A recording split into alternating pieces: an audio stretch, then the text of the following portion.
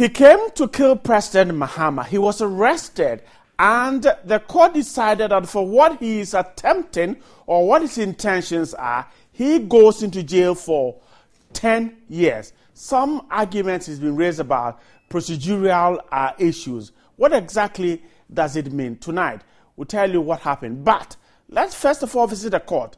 Samuel Entry or Charles Entry gets 10 years for attempting to kill the president. 36-year-old unemployed Charles Entry was charged for unlawful possession of firearm after he was arrested at Ringway Gospel Assemblies of God Church, where President Mahama and his family fellowship. Lead prosecutor Superintendent Frank Barr told the court the suspect illegally possessed a cocked, locally manufactured double-barrel pistol with 2 rounds of ammunition after he appeared fidgety at the president's church, praying the court for more time to investigate the matter. The suspect, however, pleaded not guilty after shocking confession that he went to the church to kill the president. He also told the court he bought the pistol from a Burkinabe in Nkranza. He cited bad governance, unstable power supply, economic hardship as his reasons for harboring his plans, after which he surprisingly said he had earlier planned to kill President Mills too to become president. Charles Entry argued former President Rawlings killed, went to prison, came back and became president, so he could also do same. He said he was directed to the president's church by a soldier after persistently visiting the castle demanding to see him. He told the court he had been at the president's church on 4 different occasions. Charles Entry confessed he saw the president on his first day but did not have the pistol. However, in all 3 subsequent visits, he brought the pistol only to meet his absence. After his submission, he was found guilty with a charge of a second-degree felony. Trial Judge Justice Francis Obri in his judgment noted he was a first-time offender who needed no mercy because his action was a premeditated one to kill the president, and subsequently convicted him to a maximum jail term of 10 years. So High Court Judge Justice Obri has indicated clearly in his judgment that Charles Entry should be kept away from where human beings are because it is suspected that he may do harm anytime when he comes into contact with anybody. From the Kokwa First Court here in Accra, Edward Kwabi for TV3 News. Edward Kwabi brought us that report from the Kokwa First Court where the man, Charles Entry, got 10 years for first-degree felony. Right, so let's try to make sense out of this whole thing because some have raised some procedural irregularities, let me put it that way, as far as this particular sentencing is concerned. Lawyer Yaupon is a legal mind. He just joined me on phone. Lawyer Yaupon, grateful to have you tonight. Yes, grateful to have you too. Okay, so let's start from here.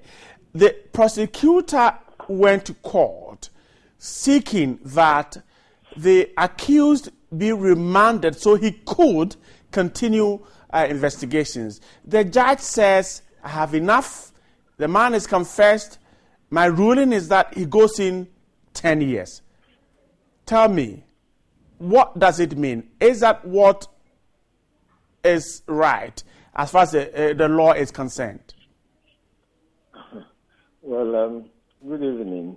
Good evening to your viewers. Well, first of all, from your question, I believe you have seen a copy of the charge sheet. I have. Yes. And it is interesting to note that when you see the charge sheet, you will realize that a portion has been cancelled with pen. Right, and it has no signature. Yes, that's one. We take it that is an official act.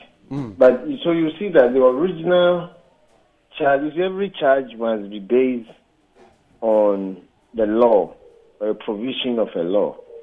So the original one, which was based on the provision of the Criminal Procedure Act or the Criminal Act, has been cancelled, and then you see that what they have inserted is Section 11 of the Arms and Ammunition Act or law, NRCD 9. 1972. Yes, 1972, NRCD 9. Right. That NRCD 9, for the first time, it states that even if a person is found with any arms or ammunition without a lawful excuse or authorization, the maximum punishment should be 5 years, or even a fine of both. Now, from the start, you see that even the punishment of 10 years is wrongful. And lawyer, even before you get to that, I wanted to clarify this. A prosecutor goes to court and asks that, please, keep the accused in court. Let me continue investigations. But the judge says, well, what I have is enough. I'm making a ruling. He's going in for a number of years. I was going to that, but I okay, go. Then go.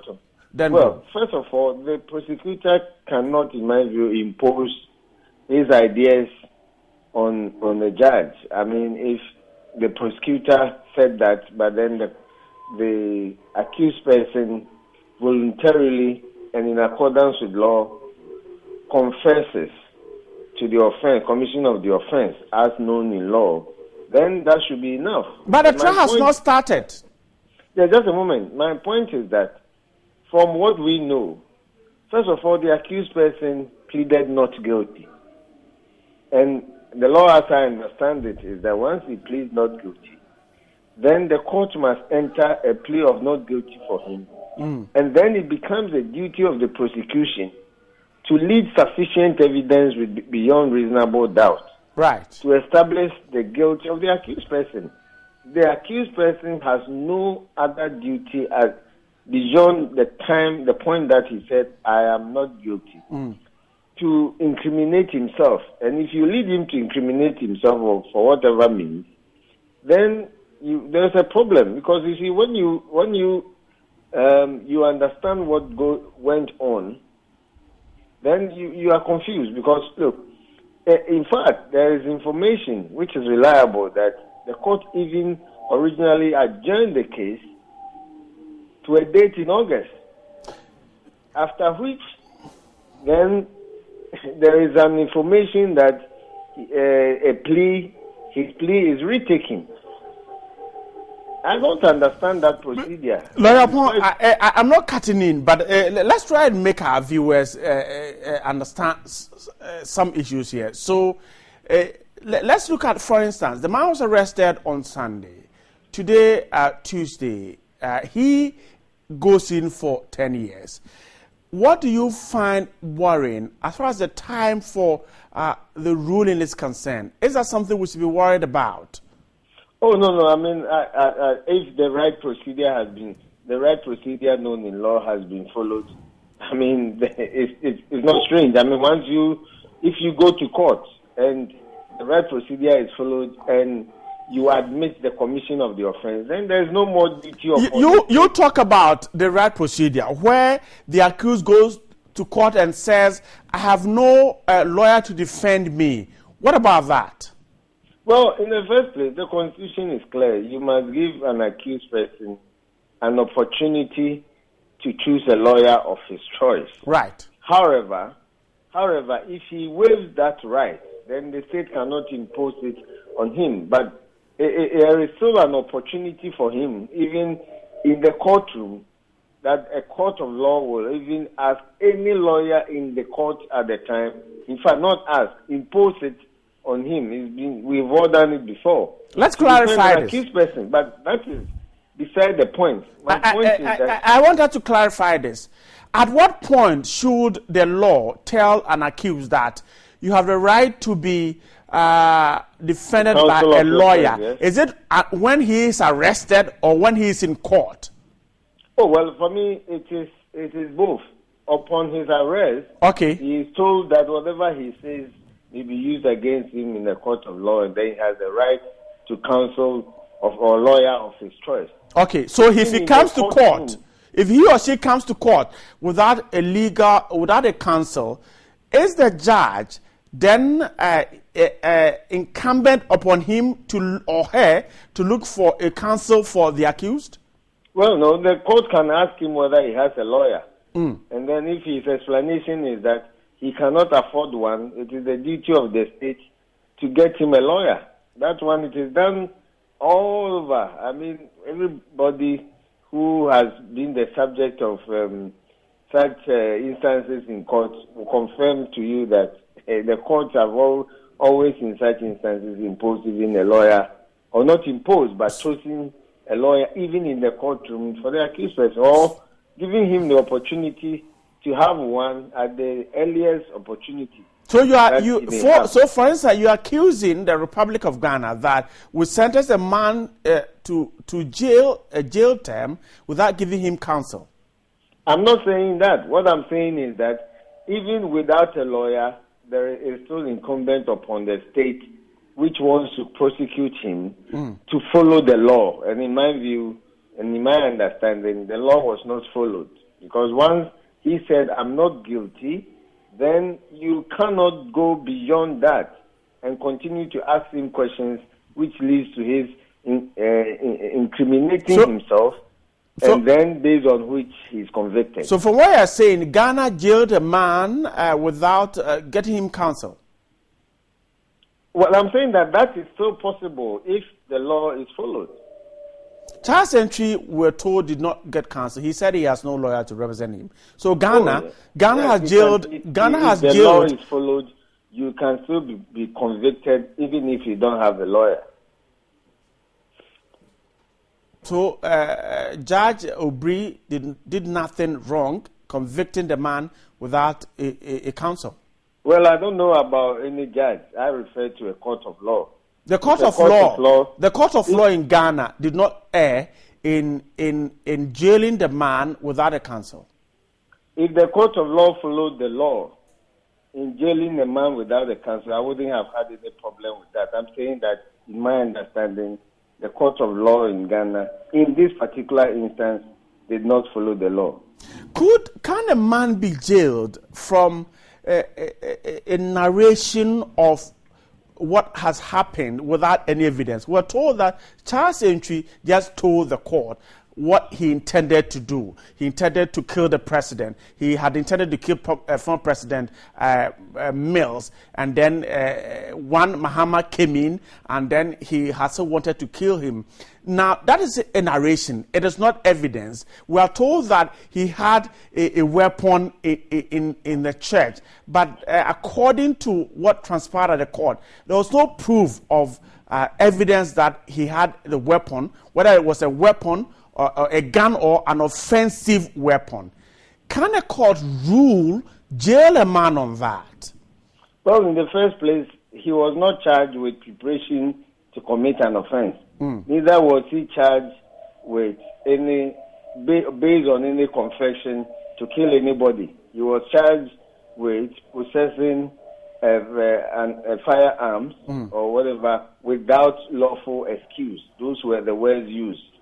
Fine, a court of law can, even in prosecuting a person on one charge, can then at the end of the day, or if there is sufficient evidence, then they can even punish a person based on another crime. But the second crime the punishment for the second crime should not be higher than that of the original. It can be equal or less than the original one. That can be done in a very limited circumstance. Right. As far as I'm concerned, he was charged with possessing a firearm without lawful excuse, and the punishment for it under the law under which he was charged, that is Section 11 of NRCD 9, the maximum punishment is 5 years.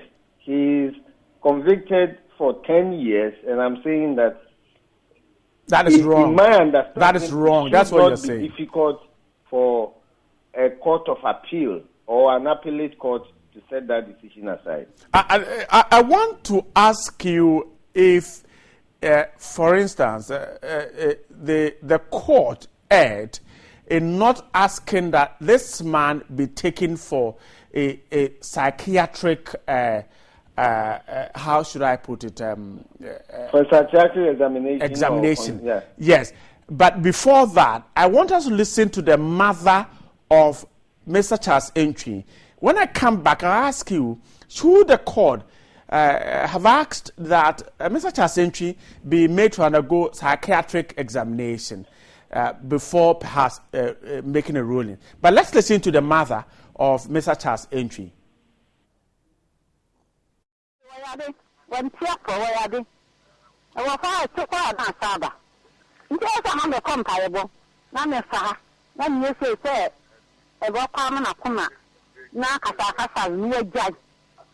One can be. And so, after I went to Cochrane and Cobbett was a man called Linyade. When you say, I also could to Mamma, what to be paid. And you were Casa and Mana, no crown, none of you are for. In the near break. 1 year passing the man called. You see, a crown went here for. Where are they? Not near here, we know a dibber, a messing. And tell me. Now, what is I send a bushel for more funnel? I was young. The time I'm a couple in your bed, Mamma. I said I'm couple of money yesterday. You did not prove, same fear do. The time I'm catching everything opinion. There's no be artist in the bed, beautiful. You are coming and tap on tea. Now come out until you did here. Now I go a bushel in our money. May I just affect your pa? I need to be maybe I'm a trader for you. They can TV about a crack and say, ah, you know, can you? Man can be a play. Now, the best I'm arguing anyway. Now, could I put you as you too? If you say, you shall be too fair. I could answer where I did to another. No matter when you had it. I play some tearful. Almost where I don't want to. I play idea. Could I see my cafe? To Mamma. You could see Mamma going to make cat. When tearful, going to make cat. One tearful dinner and some cacafa, no cacafa, and the Abban Abbey. And see me, Mammy. Ufifiache. If you hear the now, the Baba Cohen tonight, walk on time. Walk on the Donovan. Until the Donovan. What now there was a bra? With the 2 times you see me a bang was for whom? Was the brand and their father? Was the young was in their father? I said I knew. And he was said I know, or our mother was that. What brand in the other name, you mark him. And see a clear dinner or buy or running the capability. Now you see good. I say, mother, oh, couldn't was in the coach. You could share about you could share about things. And your heart first would you say in the pop and you were born. You were born, you see, anyway. You be found a class in now, women was in a million. Madame Amampoma is the mother of Mr. Charles Entry. Let me try and quickly tell you what she was saying. She was speaking in the Akan language. Lawyer Point is so there. Now, she says that her son has some mental challenge, difficulty there. And so for all this while, she's tried to send her to a prayer camp or a place where he could get some healing, but it has not been successful. Now, his son comes home and tells him, I want to go and overthrow the president of the Republic of Ghana. Then she tells her son, you're not well, you have a mental challenge. Then the son says, no, I'm all right, there's nothing wrong. Then she says, well, if you're right, how could you go or talk about the fact that you want to go and overthrow the president of the Republic of Ghana? Her mother is simply not satisfied. And she says that all efforts to get him to undergo treatment is failed. The last time they saw him was 2 weeks ago when he left Dadia Soba in the Bonahafo region to Accra to visit a sister. And then he came here there were some challenges also with his condition, resulting in the police coming in and all that. And so her mother confirming that the son had some difficulty, and she said she's been really affected by what has happened to her son, and she is a worried mother now. So Mother Amma Ampoma were talking about her son Charles Entry. Let me go back to Lawyer Opon quickly before we wrap up. Lawyer, so one other concern raised was the fact that the court, some are arguing that the court should have asked Charles Entry to undergo some psychiatric examination, because an accused comes to court and then even before the trial starts, begins to confess how he has planned to do this and that, and all that he's been talking about, the fact that he went to the castle to inquire of the president, he was told to go to the church, and the fact that he even had the intuition to kill Professor Mills when he was in the presidency. So some are arguing that the man should simply have been asked to undergo psychiatric examination. Let me pick your reaction on this.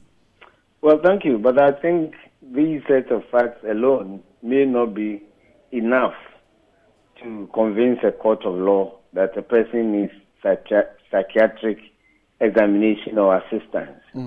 First of all, a court of law, number one, is not bound even by an expert advice.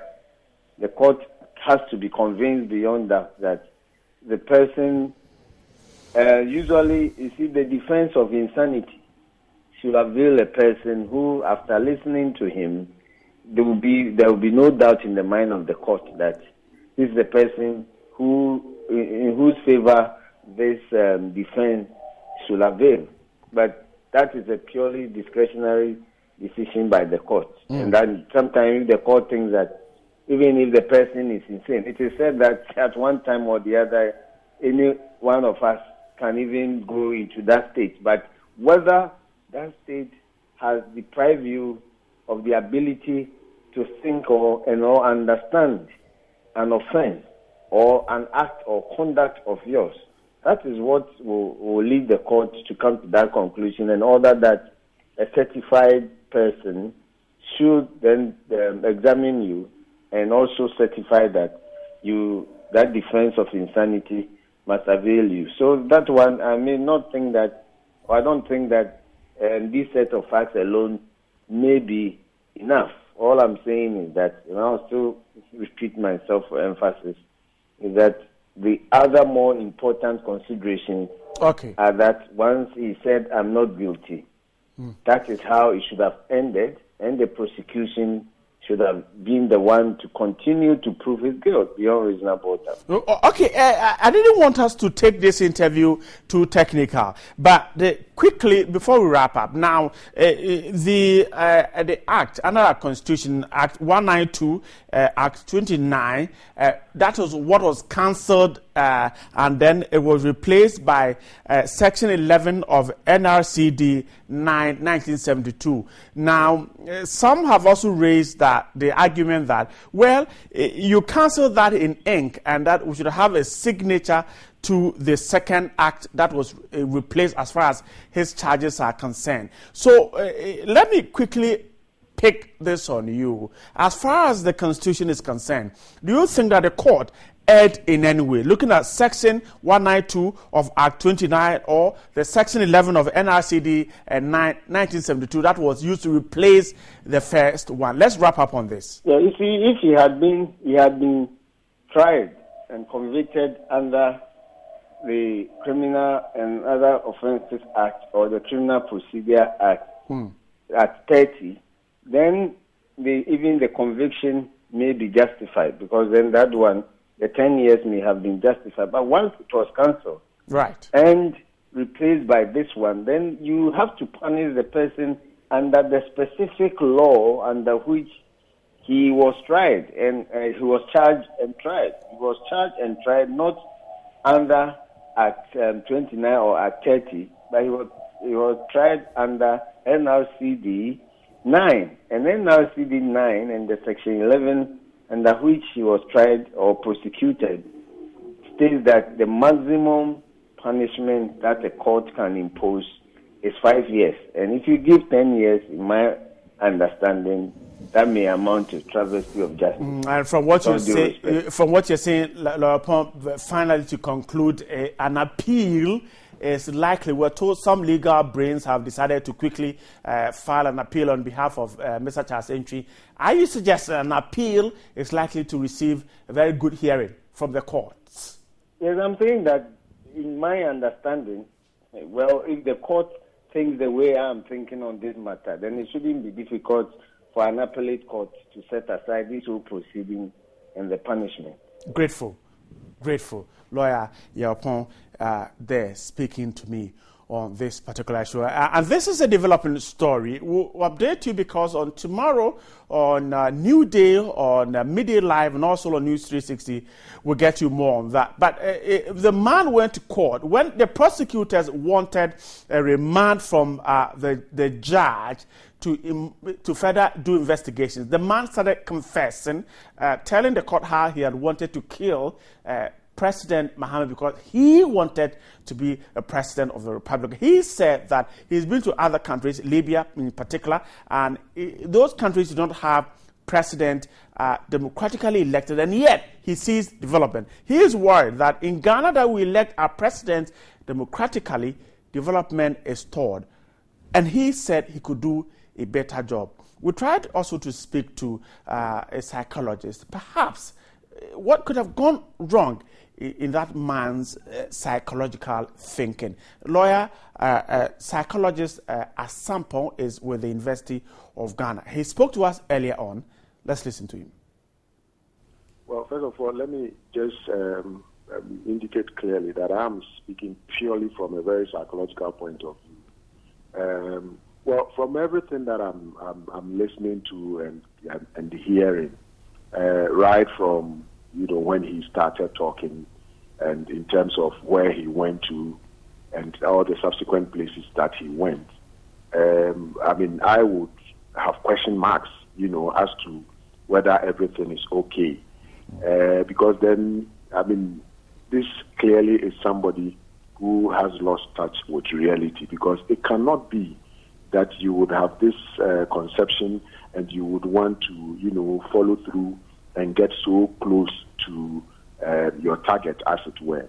And so narrowing it down, I kind of have this feeling that this may be somebody who is having, a condition we call grandiose delusion.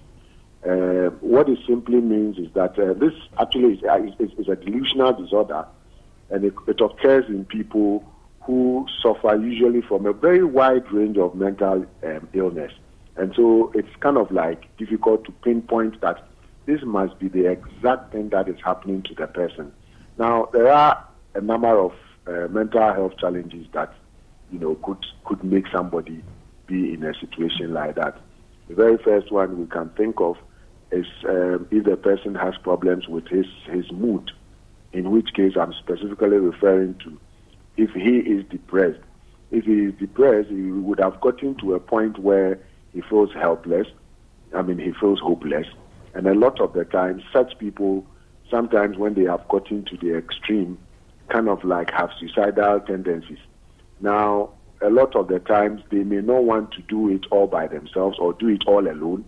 So they may, as it were, also target people around, and then usually when they have succeeded in doing that, they also take their life. Now, secondly, it is also the case that this person may have a condition we call schizophrenia, and for such people, they tend to have all kinds of delusions. They tend to live in a world of their own. They lose touch seriously with reality, and sometimes the way they talk, sometimes we have had instances where people have even said that, well, I have met God, and God is saying this and that, so right. That is also there. Dr. Emmanuel Asampon there talking to Isa Money earlier on News 360, and He said it, and I'm sure you heard what he said about the man. Perhaps could be suffering from schizophrenia. We'll get you more on this, but if you missed this big one, don't worry at all. If you just got home and you switched on or turned on your monitor and you missed it, just go to TV3network.com. You can watch a full playback.